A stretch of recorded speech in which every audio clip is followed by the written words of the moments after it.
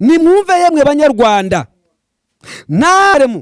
namwe mwese mutuye intara zose uko ari 5 n'intara ya 6 tugira iri muri diaspora, mwese nimwumve. Nawe mwami Yoshafati, nawe perezida wacu Paul Kagame, uko niko Uwiteka avuze, mwitinya kandi mwagukurwa umutima n'izo ngabo nyinshi, kuko urugamba atari urwanyu ahubwo n'urw'Imana. Imana ije kurwanirira u Rwanda, Imana irarurwanirira, irarukunda.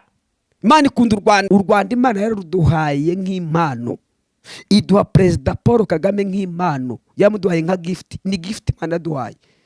Ibaza ahantu u Rwanda rwari ruri mwicura burindi ribi cyane, abantu barapfuye barashize ari amatongo. Uyu munsi turashimira Imana. Ugeze muri Kigali ubona imihanda, ubona amatara. Ugeze i Rwamagana naratangaye, mbona amatara. Nigeze ngera